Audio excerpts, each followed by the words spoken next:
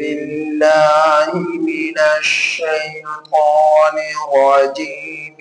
بسم الله الرحمن الرحيم. وأرادوا به كيدا فجعلناهم الأخسرين. ونجيناه ولوطا إلى الأرض التي باركنا فيها للعالمين.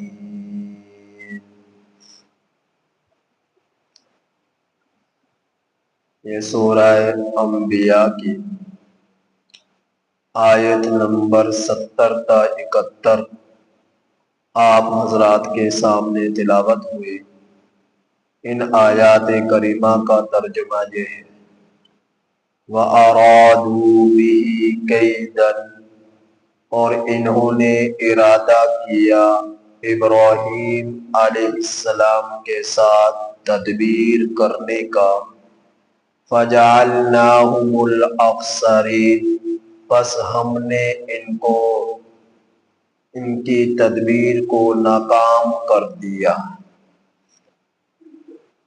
وَنَجَّيْنَاهُ، اور ہم نے نجات دی ابراہیم کو، وَلُوطًا، اور لوط کو، إِلَى الْأَرْضِ، زمین کی طرف، الَّتِي بَارَكْنَا فِيهَا، وہ زمین کہ جس میں ہم نے برکتیں رکھی ہیں، للعالمین، جہان والوں کے لیے۔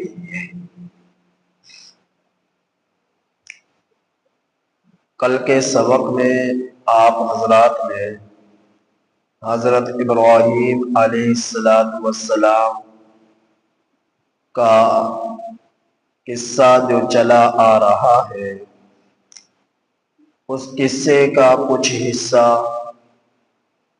آپ نے سنا کہ حضرت ابراہیم علیہ السلام نے جس وقت 72 بتوں کو کلہاڑی کے ذریعے ضربیں لگا کر تروڑ مروڑ دیا اور ان کی درگت بنا ڈالی، اور جب مشرکین سیر و سیاحت سے اپنی خوشی عید کا دن منانے کے بعد بت کدے میں آئے تو انہوں نے یہ حالات دیکھے، ایک دوسرے سے پوچھ شروع ہونے لگی اور لوگوں کا ایک ہجوم ہو گیا۔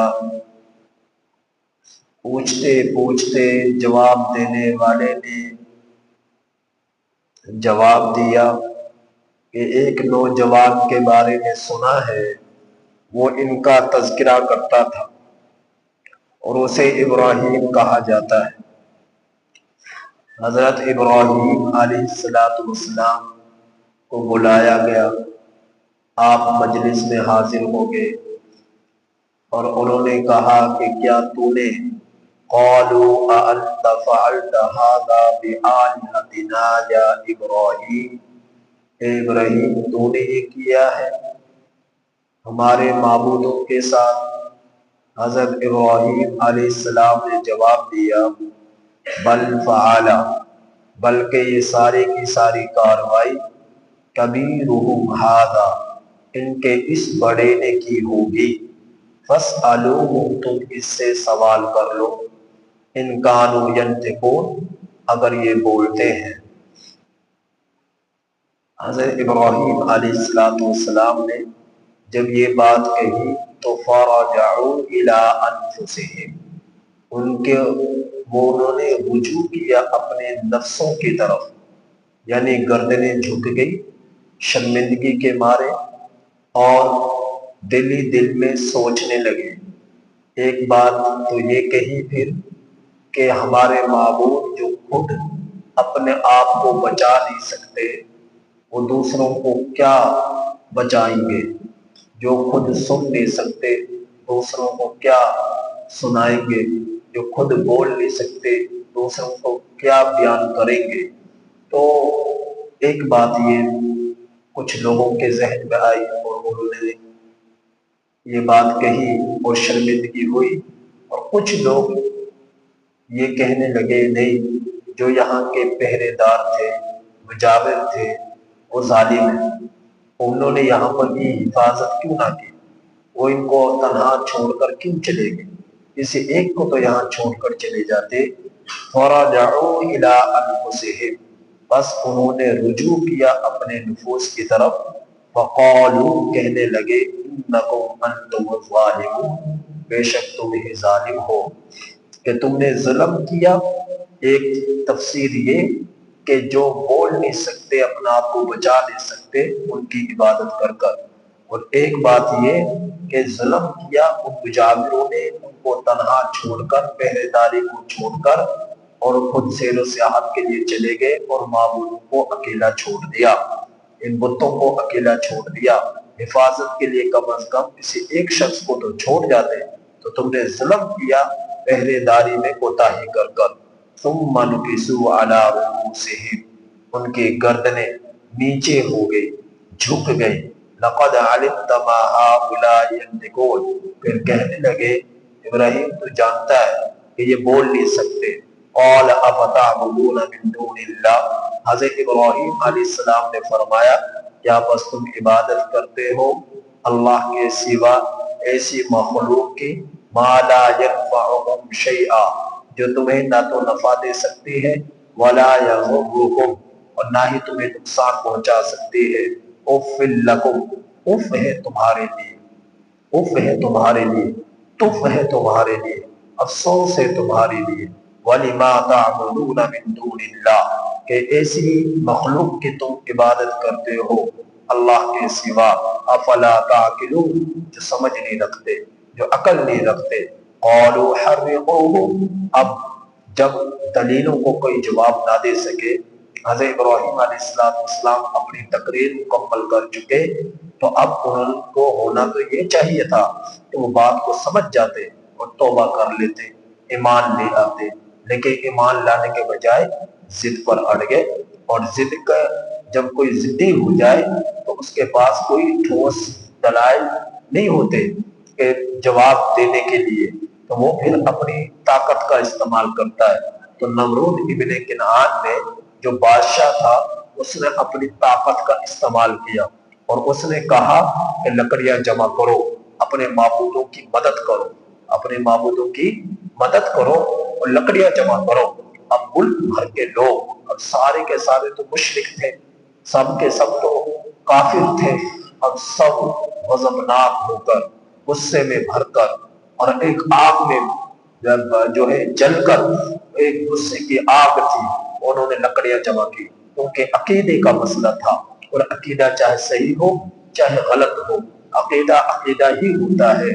تو انہوں نے عقیدے کے، ان کے عقیدے پر ضرب لگی تو انہوں نے خوب لکڑیاں جمع کی، اور ادھر ملک بھر سے نہ بوڑھے پیچھے رہے، نہ جوان پیچھے رہے، نہ ان کی عورتیں پیچھے رہی، نہ ان کے مرد پیچھے رہے، یہاں تک کہ جیسا کہ میں نے کل بتلایا، ایک بوڑھی خاتون اپنی کمر جھکائے ہوئے، وہ بھی لکڑیاں جمع کر کر اپنے کمر پر لاد کر اور اس جگہ کی طرف جا رہی جہاں پر بھٹا جلانا تھا، جہاں پر آگ جلانی تھی، کہ کسی پوچھنے والے نے پوچھا کہ بوڑھی خاتون ابا جی تم کہاں جا رہے ہو، جا رہی ہو اس عمر میں، جبکہ آپ کی کیفیت یہ ہے کہ آپ چل نہیں سکتی۔ کہنے لگی ابراہیم کو جلانے کے لیے آگ لے کر جا رہی ہوں، ابراہیم کو جلانے کے لیے آگ لے کر جا رہی ہوں، اس نے ہمارے بتوں کے ساتھ برا سلوک کیا ہے۔ تو اس کا آگے سے یہ جواب ہوا، یعنی کہ کمر جھکی ہوئی، بیماری ہے، بیمار ہے، عمر کا تقاضا ہے، لیکن آگ نفرت اس قدر کہ حضرت ابراہیم علیہ السلام کو جلانے کے لیے، آگ کو بھڑکانے کے لیے لکڑیاں جمع کر کر اس جو ہے ضعیف العمر میں، ضعیف فوق کی حالت میں کمر پر لکڑیاں لاد کر لے جا رہی اور اس میدان میں پہنچی۔ تو حضرت ابراہیم علیہ السلام کے مخالف ساری قوم ہو گئے، ساری برادری ہو گئی، سارے علاقے والے ہو گئے۔ تو اللہ رب العزت اپنے خلیل کو کیسے آگ میں جلا سکتے تھے، کیسے آگ میں آپ کو جو ہے جلا سکتے تھے؟ اللہ نے آپ کی حفاظت فرمائی۔ ایک جو ہے حسن نامی انجینئر تھا، اس نے ایک منجنیق بنائی گلول نامی، جس میں ڈال کر حضرت ابراہیم علیہ السلام کو آگ میں ڈالا گیا تاکہ آپ بیچوں بیچ پہنچ جائے۔ منجنیق بنا کر تو اس میں آپ کو ڈالا گیا، کیونکہ اتنی زیادہ آگ تھی کہ اس کے قریب جا کر حضرت ابراہیم علیہ السلام کو ڈالنا بہت مشکل تھا۔ تو انہوں نے اس منجنیق کے ذریعے حضرت ابراہیم علیہ السلام کو اس آگ میں پھینکا جو گلول نامی تھے، گلول کی طرح تھے۔ تو حضرت ابراہیم علیہ السلام نے 40 دن اس میں گزارے، 40 دن اس میں گزارے۔ اللہ نے قلنا یا نار کونی بردم و سلاما، اس آگ کو سلامتی والا کر دیا، ٹھنڈا کر دیا، اور آپ نے بڑے مزے کے دن 40 جو گزرے اس آگ کے اندر گزارے۔ تو حضرت ابراہیم علیہ السلام کو اس کا کامیابی میرے رب نے عطا فرمائی۔ جس وقت نبی کریم صلی اللہ علیہ وسلم پر وحی کا نزول ہوا اور لوگ مسلمان ہونے لگے اور چھپ کر اسلام کی دعوت ہونے لگے، یہاں تک کہ اسلام ظاہر ہوا، اب مشرکین مکہ دیش کے آگے غضبناک ہو گئے اور ستانے لگے، تکلیفیں دینے لگے، اور مسلمان کو خوب نقصان پہنچایا، خوب زخم پہنچائے، خوب مسلمانوں کو مارا گیا، جو بھی پکڑا جاتا لان تان کیے گئے، گالیاں دی گئی، برا بلا کہا گیا اور تانے دیے گئے۔ تو صحابہ کی ایک جماعت تقریباً 74 افراد پر مشتمل حبشہ کی طرف ہجرت کر کر چلی گئی، ان کے مظالم سے تنگ آ کر وہاں چلی گئی۔ اب مکہ سے جو ہے عبداللہ بن ربیعہ اور عمر ابن العاص، ان کی سربراہی میں ایک وفد حبشہ کی طرف گیا، کیونکہ انہوں نے وہ مسلمان جو ہجرت کر کے چلے گئے ان کا تعاقب حبشہ تک کیا، ان کو گرفتار کرنے کے لیے، پکڑنے کے لیے حبشہ بھی پہنچ گئے۔ تو جب حبشہ پہنچے تو نجاشی بادشاہ تھا، اس سے آ کر کہنے لگے ہماری غلام ہے اور یہ ہم سے ہمارے غلام ہیں اور وہاں سے یہ بھاگ آئے، تو ان کو ہمارے حوالے کر دو، انہوں نے ہمارے پیسے بھی دے دے، انہوں نے ہمارا قرضہ دینا، لہٰذا ان کو ہمارے حوالے کرو۔ اور انہوں نے یوں کیا، طرح طرح کی باتیں خوب انہوں نے گھڑی جو ہے نجاشی بادشاہ کے سامنے۔ تو نجاشی بادشاہ جو ہے وہ کہنے لگا کہ میں ایک طرفہ بات نہیں سنتا، میں ان کو بھی بلا لوں اور ان سے بھی پوچھ لوں کہ بھئی کیا جو یہ کہہ رہے ہیں یہ سچ ہے، کیا معاملات ہیں؟ تو وہ کہنے لگے نہیں، ان کو بلانے کی ضرورت نہیں ہے، ہم جو کہہ رہے ہیں کہ وہی سچ ہے۔ تو نجاشی بادشاہ نے کہا کہ میں اس طرح فیصلہ نہیں کر سکتا جب تک کہ فریق مخالف کی بھی بات نہ سن لو۔ نبی کریم صلی اللہ علیہ وسلم نے حضرت علی رضی اللہ تعالیٰ عنہ کو ایک علاقے کا گورنر بنا کر بھیجا۔ جس وقت آپ جانے لگے تو کہنے لگے اے اللہ کا رسول صلی اللہ علیہ وسلم، میں نو عمر ہوں، میری ابھی اتنی عمر نہیں ہے، اتنی مجھ میں سمجھ نہیں ہے، میں وہاں جا کر گورنری کروں گا تو میں لوگوں میں فیصلے کس طرح کروں گا، میرے لیے تو بڑا مشکل ہوگا۔ نبی کریم صلی اللہ علیہ وسلم نے فرمایا علی ایک بات ذہن میں رکھنا، اب اس کے مطابق آپ نے عمل کرنا ہے، اس کے بغیر نہیں کرنا، فیصلے کرنے اس کے مطابق کرنے، اس کے بغیر نہیں کرنے۔ حضرت علی رضی اللہ عنہ نے فرمایا اے اللہ کا رسول صلی اللہ علیہ وسلم، فرمائیے وہ کیا بات ہے؟ فرمایا کہ جب آپ کے سامنے کسی کا مقدمہ آئے تو دونوں فریقوں کی بات سن کر فیصلہ کرنا، فریق واحد کی بات سن کر فیصلہ نہ کرنا۔ حضرت علی رضی اللہ عنہ نے فرمایا میں نے اس بات پر عمل کیا اور میں قاضی بن گیا، میں جج بن گیا۔ حضرت علی رضی اللہ عنہ فرمانے لگے تو نجاشی بادشاہ نے ایک طرفہ بات نہیں سنی۔ جب صحابہ کی جماعت کو بلایا گیا تو حضرت جو ہے جعفر طیار رضی اللہ عنہ آپ آگے ہوئے اور آپ نے آگے بڑھ کر کہا، جب آپ کے سامنے ان کی باتیں آئی، فرمایا کہ بادشاہ سلامت، ہم نے کوئی ہم میں سے کوئی ان کا غلام نہیں، 3-4 غلام تھے، پیسے دے کر وہ آزاد ہو گئے، باقی ہم نے ان کا کوئی یعنی کہ ان کا ہم لین دین یا ہمارا کوئی ان کے اوپر ہمارے اوپر ان کا قرضہ نہیں ہے۔ اور باقی رہی بات کہ ہم ان کو وہاں سے جو پیسے وغیرہ ان کے لے کر بھاگے، ایسی کوئی بات نہیں ہے، 1-2 لوگ ہیں انہوں نے کچھ ان کے پیسے دینے ہیں، وہ بھی چند دنوں میں ادا کر دیں گے، ہمیں تھوڑا سا موقع وقت دیا جائے۔ نجاشی بادشاہ نے ان ساری باتوں کو سنا تو فیصلہ صحابہ کے حق میں کر دیا اور وہ ذلیل ہو کر واپس آئے۔ ذلیل کیونکہ بڑے چلاک تھے، عبداللہ بن ربیعہ اور عمر بن العاص بڑے چلاک اور ہوشیار تھے، چلاکی سے کام لیا لیکن ان کی چلاکی کام نہ آئی، اور نجاشی بادشاہ نے ان صحابہ کی جماعت کو اپنے پاس روک لیا اور ان کے ساتھ نہ بھیجا۔ تو مظالم جو ہے ہر دور میں اسلام کے مخالفین نے بڑے ڈھائے ہیں، بڑے ستایا ہے، گھروں سے نکالا ہے، ہجرت کرنے پر مجبور کیا ہے، ہجرت کرنے پر مجبور کیا ہے۔ تو حضرت ابراہیم علیہ السلام کے ساتھ جو معاملہ ہوا، آپ کہاں کے رہنے والے؟ عراق شہر کے۔ عراق کے کون سا علاقہ ہے؟ کوسا طوبہ علاقہ ہے، اور وہاں کا جغرافیہ میں، آج کل کے جغرافیہ میں اس شہر کا تھوڑی چھوٹی سی بستی ہے، اس کو اور کہا جاتا ہے۔ اب یہاں کے رہنے والے، یہاں کے لوگوں نے ستایا، یہاں تک کہ آپ کو آگ میں ڈالا، آگ سے میرے رب نے نجات دی۔ پھر اللہ پاک نے اس سے آگے ہوا کیا، اس کا ذکر فرمایا، وَأَرَادُوا بِهِ كَيْدًا، انہوں نے جو ارادہ کیا ابراہیم کے ساتھ تدبیر کرنے کا، وَجَعَلْنَاهُمُ الْأَخْسَرِينَ، ارادہ کس چیز کا؟ کہ آگ میں جھلسا دیا جائے، شہید کر دیا جائے۔ میرا رب نے فرمایا ہم نے ان کی تدبیر کو، ان کے ناپاک منصوبے کو خسارے میں ڈال دیا، نقصان میں ڈال دیا، ناکام کر دیا، نامراد بنا دیا۔ وَنَجَّيْنَاهُ، اور ہم نے نجات دی ابراہیم کو، ولوطن اور لوط علیہ السلام کو، الی الارض، اس زمین کے طرف، التی بارکنا، جس میں ہم نے برکتیں رکھی ہیں، فیہا للعالمین، جہاں والوں کے لیے۔ یعنی حضرت ابراہیم علیہ السلام پر ایمان لانے والی کون تھی؟ ایک آپ کی بیوی تھی جس کو سائرہ کہا جاتا ہے، دوسرا آپ کے بھتیجے تھے جس کو لوط علیہ السلام کہا جاتا ہے۔ میرے اللہ نے لوط علیہ السلام کو بھی نبوت عطا فرمائی۔ حضرت ابراہیم علیہ السلام بھی اللہ کے خلیل تھے۔ اب یہ تین افراد کا وفد ہجرت کر شام کی طرف جاتا ہے۔ یہ برکت والی زمین سے مراد ہے علاقہ شام۔ اس زمانے میں، آج کے زمانے میں، یہ اردن ہے، یہ لبنان ہے، یہ مصر ہے، یہ فلسطین کا علاقہ ہے، یہ اسرائیل کا علاقہ ہے، یہ سارا کا سارا سرزمین شام کہلاتی تھی۔ تو یہ سارا ایک ہی علاقہ کہلاتا تھا۔ اب ان کافروں نے، یہودیوں نے ان کو الگ الگ کر دیا، حالانکہ ایک زمانے میں یہ سارا علاقہ ایک ہی تھا۔ تو یہ ساری زمین، اردن کی، لبنان کی، مصر کی، اور اسرائیل کی، فلسطین کی، میرے رب نے ان علاقوں پر اندر برکتیں رکھی ہیں۔ تو ان علاقوں کی طرف حضرت ابراہیم علیہ السلام ہجرت کر تشریف لے گئے، ہجرت کر آپ تشریف لے گئے۔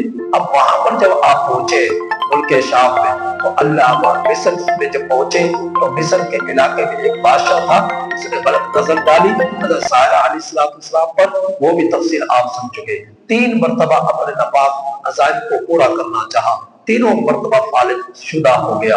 اللہ ان کی کرامت کو دیکھ کر آزاد کر دیا، یعنی اور نہ صرف آپ کو جو ہے بڑے استقبال کے ساتھ روانہ کیا، بلکہ آپ کو ایک لونڈی بھی وادی بھی دے دی بطور تحفے کے، جس کو ہاجرہ کہا جاتا ہے۔ حضرت سارہ علیہ السلام نے وہ لونڈی حضرت ابراہیم علیہ السلام کو بطور تحفے کے دے دی، یہ ہدیہ کر دی۔ حضرت ابراہیم علیہ السلام نے اسے آزاد کر دیا، یعنی حضرت ہاجرہ علیہ السلام کو، اور آپ سے نکاح کر لیا۔ اور نکاح کرنے کے بعد پھر اللہ پاک نے آپ کو حکم دیا کہ مکہ کے سرزمین کی طرف چلے جاؤ۔ یا اگلی آیات کریمہ میں آ رہا ہے اولاد کے بارے میں۔ تو آپ مکہ کے سرزمین پر جب آئے تو آپ کی بیوی ہاجرہ کے پاس ایک ننھا بچہ تھا جس کو اسماعیل کہا جاتا ہے۔ تو ہاجرہ اور اسماعیل علیہ السلام دونوں کو مکہ کے سرزمین میں چھوڑ کر آپ واپس آ گئے۔ اب سارہ علیہ السلام شام میں رہے تو حضرت ابراہیم علیہ السلام کے ساتھ، اور ہاجرہ علیہ السلام مکہ کے سرزمین پر رہی۔ یہاں سے پھر لوگ قبائل بڑے ہیں، لوگوں کا ہجوم بڑا ہے۔ پھر اسی جگہ پر اسماعیل علیہ السلام کے ساتھ مل کر اللہ کے حکم سے کعبۃ اللہ کو تعمیر کیا گیا ہے۔ اور دوسری طرف جو سارہ علیہ السلام شام کے علاقے میں حضرت ابراہیم علیہ السلام کے ساتھ رہ رہی تھی، اللہ نے ان کو بھی اولاد عطا فرمائی۔ اللہ نے اس کا اگلی آیات کریمہ میں ذکر کیا ہے، وَوَهَبْنَا لَهُ إِسْحَاقَ وَيَعْقُوبَ نَافِلًا، ہم نے ابراہیم کو دیا اسحاق اور یعقوب۔ یعقوب علیہ السلام کے بارے میں آپ نے سنا ہی ہے کہ اللہ پاک نے 12 بیٹے عطا فرمائے، اور 12 بیٹوں سے 12 قبائل بنے۔ 12 قبائل میں جو ہے سارے 12 قبائل کو اسرائیل کہا جاتا ہے، یعنی بنی اسرائیل۔ بنی کہتے ہیں اولاد کو، اسرائیل عبرانی زبان کا لفظ ہے، اس کا معنی عبد ہے، پیر الہ سے ہے، یعنی اللہ کے بندے کی اولاد۔ تو یہ 12 قبائل اللہ کے بندے کی اولاد تھے۔ کون سا اللہ کا بندہ؟ یعقوب علیہ السلام۔ یعقوب علیہ السلام، تو یہ سب کے سب بنی اسرائیل حضرت یعقوب علیہ السلام کے اولاد تھے۔ تو ان میں 4000 انبیاء تشریف لائے۔ آخری نبی حضرت عیسیٰ ابن مریم علیہ السلام تھے، حضرت عیسیٰ ابن مریم علیہ السلام۔ پھر حضرت عیسیٰ ابن مریم علیہ السلام کے تقریباً 600 سال بعد نبی کریم صلی اللہ علیہ وسلم مکہ کے سرزمین میں حضرت اسماعیل علیہ السلام کے اولاد میں سے تشریف لائے۔ اب ایک اچانک اسرائیلیوں سے نبوت نکل کر اسماعیلی قبائل اولاد کی طرف لوٹ آئی، یعنی حضرت اسماعیل علیہ السلام کا ہاجرہ علیہ السلام کے بیٹے اسماعیل علیہ السلام کے اولاد میں نبی کریم صلی اللہ علیہ وسلم تشریف لائے۔ اب دوسری سمت کتنے 4000 پیغمبر تشریف لائے بنی اسرائیل۔ اب وہ ان کو تو انتظار تھا کہ آخری نبی آئیں گے، ان یہودیوں کو، ان نصرانیوں کو انتظار